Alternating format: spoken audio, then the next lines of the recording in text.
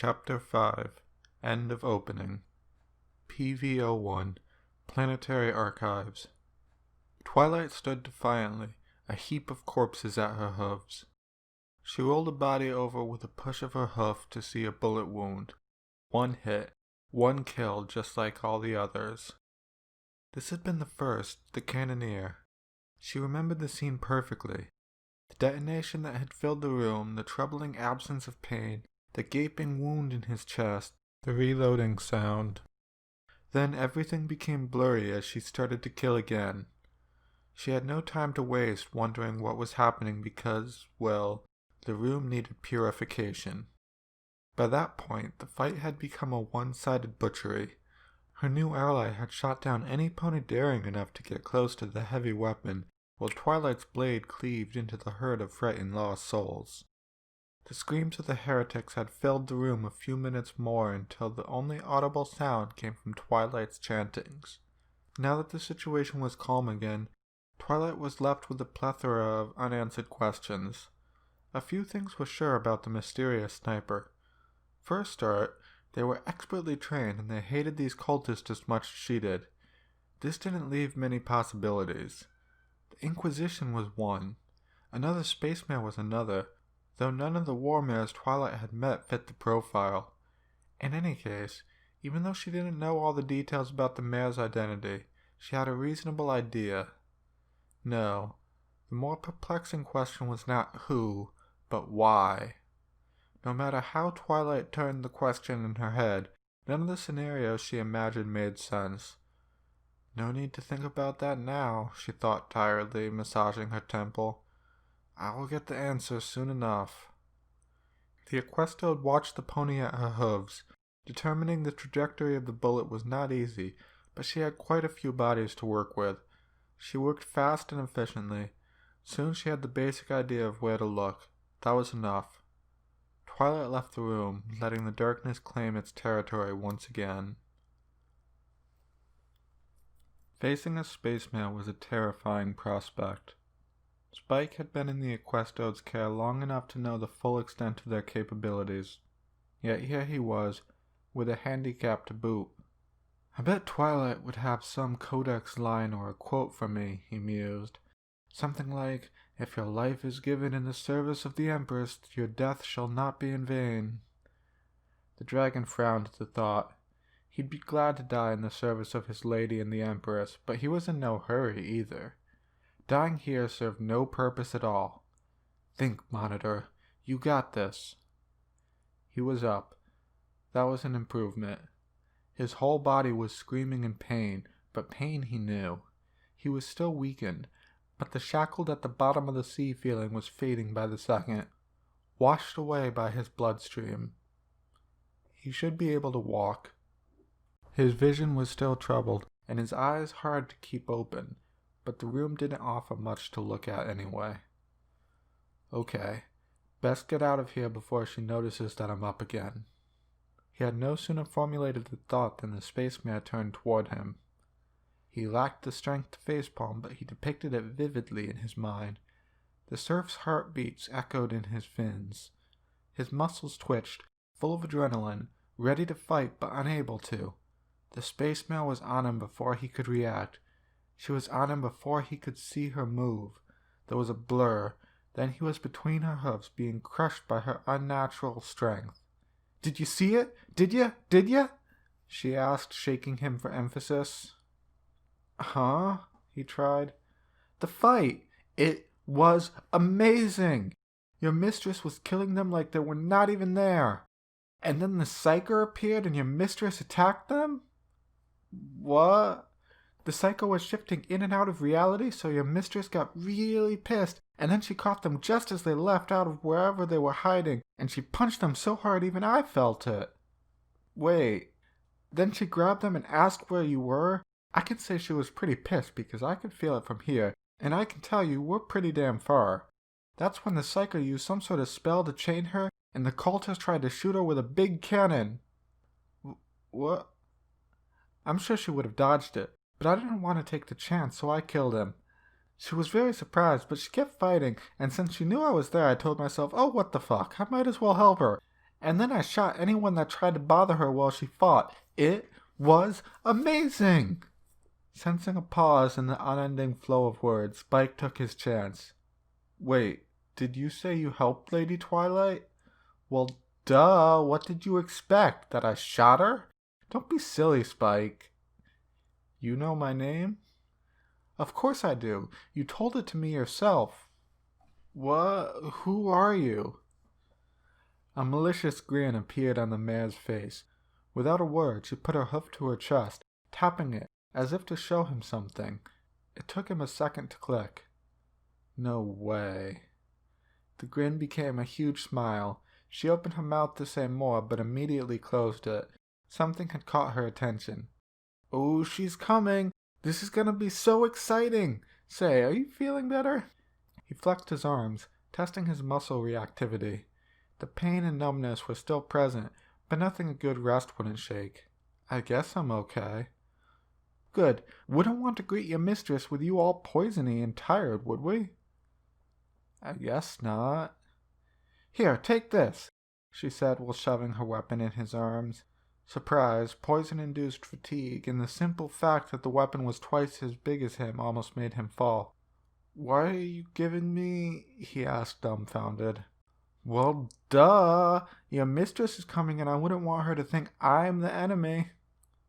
Yeah, you wouldn't want that. The hoofsteps echoed in the air.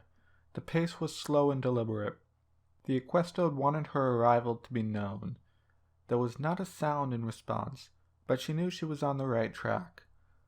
Ballistic was not her primary interest, but, as with almost all academic fields of study, she excelled at it. And as most of the time, she was right.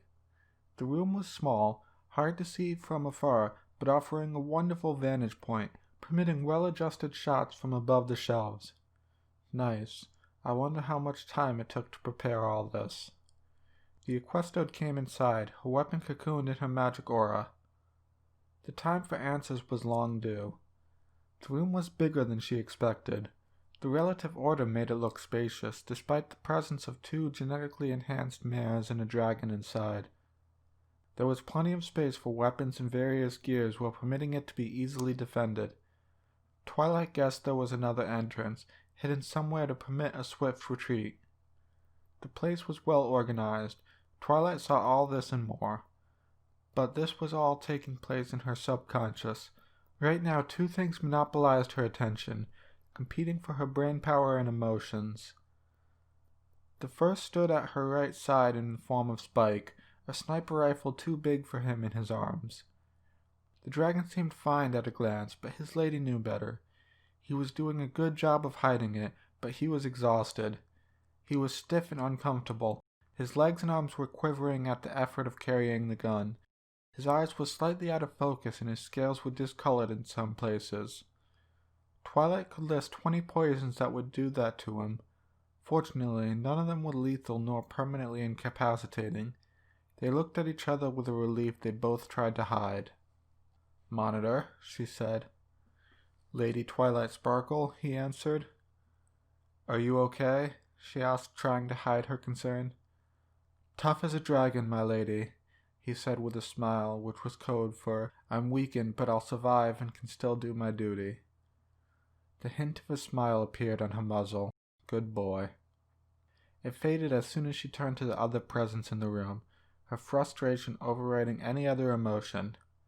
The pink mare was sat a few meters in the distance, her position relaxed and unthreatening. Her now familiar black cloak was open, revealing a light power armor of the same color, save for 2 white shoulder plates, and no weapons. It didn't really appease Twilight. Even sheathed, a sword was still a sword, and a space mare was still a killing machine. And just as she had suspected, the pink earth war pony was beyond any doubt a space mare. But it was not the attitude nor the whole situation that was the most unsettling thing for the Equestode. She was prepared for that. She wished she could have said the same about her identity. Despite the change of main style in her attire, the size, posture, and color scheme was hard to mistake. You have my thanks for your timely intervention, she ventured, trying to open the dialogue. The space mare beamed and nodded. I assume Painkeeper is not your real name? You're correct, the Earth Pony sang. You can call me that if you want, but my true name's Pinkamena Diane Pie, or Pinky for short. Easier to say that on the battlefield. Twilight's eyebrow twitched. I've had a very long and frustrating day, Pinkamena, she said as calmly as possible. I give you a minute to tell me who you are and what this is all about. Spike tried to warn his mistress of the mistake she was making, but the space mare beat him to it. The pink mare's smile got broader. She took a deep breath and did exactly what was asked of her. It all started when I discovered those cultists. I started spying on them. It took me weeks of infiltrating them. So I was busy learning about them and sabotaging their organization. Then I learned about your arrival and your inspection today. Huh? So I thought to myself, Pinky, the Equestode will want to see your work. You have to show her what you're doing here. So I prepared everything so you could see how hard I work to keep the planet safe. Then I came toward you, but you were all pensive and said out loud, "All I want is to report to the Empress," she quoted in a perfect Twilight imitation. And I was like, I wouldn't do that if I were you. It was you. Pinkamena ignored Twilight's intervention. Which is true. I wouldn't have been able to show you my work, so if I were you, I would have given myself a chance. But as I was about to pick you up and make you come for an ambush on the cultists I lured to the archives, one pony sent a grenade to your hoof. Wait. And then you got all flashy and teleporty and you got away with it and it was awesome, but while you were gone, the Pegasus, did I mention it was Pegasus? Anyway, he drugged your monitor and tried to kill him, or maybe just capture him for interrogation, which is worse since they'd have killed him after anyway. What? So I had no choice but to intervene since you were all flashy and flying with a grenade. So I killed him and took your monitor so you'd follow me, and it worked! Except when you attacked me. That part was kinda scary. But I survived, so it's okay. I guess I should have taken the time to explain everything to you, but I think I got a little carried away. Anyway, you found the cultists, we killed them, and now you're here, and I'm sorry I took your monitor without asking. She ended her tirade with a wide smile. Twilight merely blinked, her brain struggling to process the flow of words. The story of the space mare made sense, at least the substance of it, but she still had some doubts. Let's suppose I believe you. Why are you not on the list of space mares I have to check on? Well, duh! I am on it. You didn't check in the right places. What kind of intelligence pony would I be if my name was on the official, easy-to-access list? Twilight nodded slowly, forced to admit there was some method to the madness. Can I access those files, then? The Earth Pony beamed. Of course! File name, Pinkamena Diane Pie. Access code, 16-1-18-20-25-81-18-4. Oh, and don't let the file not found fool you, she whispered with an accomplice wink. It's just to make sure no pony goes prying in there. Got that, Spike? Twilight asked, doing her best to ignore the pink mare antic. On it. It took a few seconds for Spike to access the file and find the answers they looked for. Pinkamena Diane Pie, Intelligence Pony, specialized in information gathering, infiltration, exfiltration, assassination, troop support, sabotage, trapping, tracking, and tailing. In service for 87 years in Ponyville. There's even her old chapter record. Very impressive, by the way. I see nothing out of place, Lady Twilight. The unicorn nodded once again. Well, I guess you showed me what you're capable of. Keep up the good work. Now I'm going back to my quarter if you don't mind. Oh, sure. Here, let me guide you. Twilight hesitated a moment before agreeing. The mare was not the sanest she'd met, but she appeared to be loyal. That was enough, for now. Lead the way, Pinkamena Diane Pie. Okie dokie. Hey, did I tell you? In silence, please. Surprisingly enough, she did exactly that. DP Battalion Barracks Training Ground. Military circles often debated on whether the planetary defense forces or the orbital defense was the most important to protect the Imperium worlds. As far as Applejack was concerned, even though the ships in orbit and the Pegasus vessels above her head were the first line of defense against threats, it was ultimately up to the battalion and the ponies on the ground to make sure the planet would not fall into enemies' hooves, hands, claws, or whatever foul appendages they might have. Unfortunately, the regiments under her supervision were seriously lacking, not in terms of equipment, thanks to rarity, nor training or fighting well. She had made sure of that. The problem was simply the number of soldiers. It saddened her sometimes to see that even a few hundred more regulars would improve the efficiency of the whole place many times over. Unfortunately, she was to do without them and face the fact that the barracks wouldn't be used to their full potential. The training ground, for instance, would stay deserted for hours each day, often leaving it for the space mare alone to use. It had perks, but she couldn't help but wishing she could do more. The Earth war pony let the thought die and shifted her attention back to the sphere and her hooves. After a few minutes of increasingly frantic bips and clicks, the sphere let out a low whine a few times and went silent. Applejack sighed deeply, admitting her defeat. Next time I'll ask Rarity to use her magic to set up this thingy. This looks way simpler when she does it. She let the device fall to the floor, next to the dismantled piece of her weapon. I guess I'll go with something else tonight. In truth, it was not the complexity of the device that caused problems to the mare. Some pony was watching her. It had just been a gut feeling at first, something she could have dismissed on the visit of the Equesto to the guards' ponies around her. But even now that she was alone, she could still feel the skin-crawling touch of pony glares on her back, and something in her gut told her it was not the usual admiring attention she occasionally got from the new bloods. Those were usually bad at hiding and prone to, rather poorly, hushed praises on her marksmanship. The silent treatment she was receiving was unnerving. Applejack sighed. "Listen, partner," she articulated to her presumed stalker. "I don't know what you want, but I give you 10 seconds to get out here before I make you." 5 seconds passed without any change. "Half time." 4 more seconds passed. "I warned you." At those words, 4 ponies left their hiding places. They all wore cloaks and bore their best nonchalant faces. 2 of them were of the battalion. She knew them, Chrome Cloud and Lightning Gust. Twin Pegasi, promising but rather discreet, assigned to patrols and scouting. The others were not soldiers, probably miners, Applejack thought. Had some pony came just at that moment, it would have looked like a bunch of fillies caught stealing from a cookie jar. But Applejack knew better. The obscurity and the ample clothes could not conceal the weapons underneath. The cold wind of the night could not hide the familiar smell of fear and adrenaline. Nor could its soft whistling damper their loud heartbeats. They were here for bad reasons, and for the space mare, it was written all over them like a bad poker face. "I give you all 1 chance to explain. You better say the truth." Her words worked as intended. Their nervousness went up a notch. They definitely weren't here on good intentions. The ponies glanced at each other, silently daring one of their comrades to talk. Finally, one of the Pegasi tried.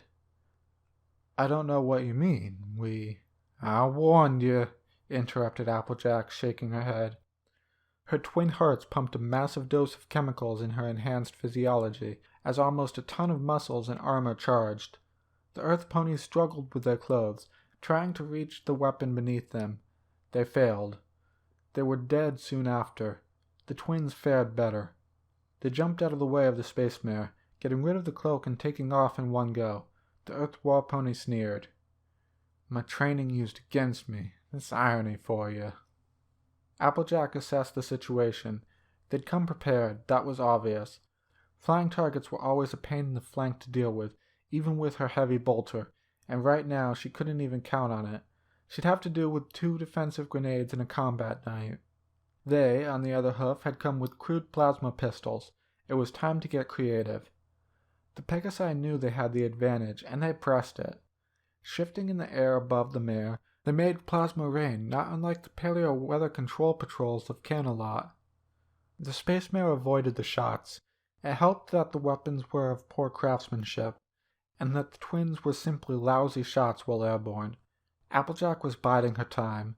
A few more shots, preparing for her counterattack. The opportunity came as she expected, in the form of a sudden hiss followed by a cry of pain. There was a pause in the attack. It lasted 4 seconds. One of the Pegasi let go of her overheated weapon, and the other one slowed to check on his sister. 4 seconds. Instants for a pony in flight. Hours for a horse start. The next grenade hit the brother in the face. Shrapnel tore it to shreds, killing him right away. The second one detonated next to the other Pegasus's left wing. The deflagration of shards of metal blasted the limb off, forcing her on the ground. Applejack walked over to her, neither hurried nor slow. Her calm gaze faced the hate-filled one of the crippled foe. "You made 3 mistakes here, partner. 1. Plasma weapons tend to overheat." She kicked the fallen plasma pistol nonchalantly and walked closer to the Pegasus. 2. Y'all should have trained more. I spotted you immediately. There was no cohesion between you and your aim was awful. She talked matter-of-factly, not concerned by the fact that she was lecturing an enemy. She watched Chrome Cloud. The mare had been a promising element once. Now she lay on her hooves, dying and filled with hatred. How long had she kept this facade? How long had she lied to her? To the battalion? Too long. She lifted her hoof above her foe's head. And 3. You should have chosen better prey. The hoof fell with a sickening sound. "Always an uninspired idea to pick on apex predators," a familiar voice commented from behind her. "Isn't it, dear?" "Better us than somebody else," added a vox. Applejack turned calmly around to face the newcomers. It took her a glance to see they had to face the same annoyance. Blood soiled the yellow platings of Fluttershy's forelegs, same as her. As for Rarity, her servo arms were now equipped with weapons instead of crafting tools. This in itself was a bad sign. "Lady Rarity, Lady Fluttershy," she greeted, acknowledging the space mare and the dreadnought. "Very nice shots, Applejack, I must say," the tech mare praised. "I feared that you'd require our help, but as always your skill is superlative." "You're too kind. It was stupid of me to be unarmed. Plus I wouldn't have minded the help." "And sabotage such a skillful display? Nonsense, dear." The vox spat static for a few seconds before Fluttershy talked. "We didn't want to interrupt your fight." "Don't fret over it. We all fight for the Empress. My fights are yours. Yours are mine." "Well said, darling," commented Rarity, passing a hoof through her mane. "Now do you have any idea what is happening?" "Not a fucking clue. I was hoping you'd know." The vox buzzed. "I have no idea either. I was mid-maintenance with Fluttershy when a bunch of ruffians budged into my atelier." Ouch. A feral smile appeared on Rarity's face. "Indeed." The vox buzzed again. "These attacks don't bode well. There's something fishy about them." "You don't say. Attacking the 3 of us? Looks like someone is trying to sabotage the planetary defenses to me." "Sisters." Both space mares turned back to the sarcophagus. "I am sorry, Fluttershy," Rarity said with a short bow. "Did you want to say something?" "Can't you smell it?" "What?" both mares answered as they sniffed the air. "The smoke rising from the town." Silence grew thick as the faintest smell of ashes and burned materials finally registered. It was barely noticeable. It meshed with the scent of fresh blood, gunpowder, and ozone. It was barely noticeable, but it still triggered their conditioning. They knew it well. There was no other like it. This was the smell of war. "That cannot be good," Rarity noted with gravity. "Nope, not good at all." Cloudsdale Aerial Defense Base. "I will not repeat myself any more. Who are you working for?" The voice thundered into the air, making the walls shudder. It was easy to forget that Rainbow Dash was a space mare. She was always cheerful and so close to the ponies around her that they just forgot her upbringing. Seeing her angry, a mangled Pegasus at the end of her hoof, was a brutal reminder of who, of what she was. There were 50, all the chain of command, crowded around her in a small balcony, barely wide enough to contain them all. Still, here they stood, witnessing the scene unfold before their eyes without a word. "Wanna play tough? Guess what?" She let the wingless Pegasus at the end of her hoof go. "The ground's tougher." She didn't even bother watching the fall. Her attention was already on the next pony. The stallion was whimpering pathetically on the ground. He was desperately looking at the soldiers around him, trying to find some help from the mortals. He found none. Only contempt and anger, yet this was preferable than to face the space mare's glare. "Look at me," she demanded. The calm in her voice was somehow scarier than her recent outbursts. The Earth Pony, a young recruit by the name of Hazy Armor, desperately fought his cowardice and turned his head toward the mare, but refused to look into the purple eyes, fixing on her chest instead. "Look at me, traitor!" The pony obediently lifted his eyes. He regretted it instantly. What he saw was disappointment out of any proportion, and the death it had brought on him. If only he had not listened to the twins. If only he had come to her. Regrets filled him. It was too late. If only he had come to her. "Who are you working for? Tell me." "I don't know." The words left his mouth on their own. "I swear, Chrome Cloud and Steel Wind came to me. They said they worked for the betterment of the Imperium, that the moon was coming back to bring order and justice into the galaxy. They told me I could make a difference. I didn't know I would have to do that. That's all I know, I swear." "Is that all you know?" "That's all I know, I swear. That's all I know. I swear that's all I know." "Good." She extended a hoof toward the crowd. "Soldier, your weapon." She asked no pony in particular. Some pony instantly filled the waiting hoof. The barrel was put on the pony's temple. "No traitors." Without a hint of hesitation, she pressed the trigger. The detonation resonated in the room, deafening at such a distance but dwarfed by the space mare's words. There were few rules under Dash. No traitor was the first. The silence grew thick. It took a running mare barging into the open space to break the stillness. She was out of breath and her mane was a mess. By the look of it, she had gone through half of Cloudsdale to reach the space mare. Lady Rainbow Dash, I'm sorry to bother you," she stated between two heavy breaths. "I'm not in the mood. Spit it," the space mare barked. "We have a problem. Spit it." "The planet is under attack," the messenger gulped. "What?" "The Dusk Squadron signaled an attack," she summarized. "Several ships are unresponsive, and the Dusk of Hope was boarded by an unknown assailant. We don't know how many ships are affected. We suspect an Eldir attack, but we're waiting for confirmation." The pony hesitated a moment, then added, "We also received signals indicating a ship is coming into the system. A big ship. Hostile." The rainbow maned Pegasus frowned, then regained her calm. "Okay, soldiers, listen up.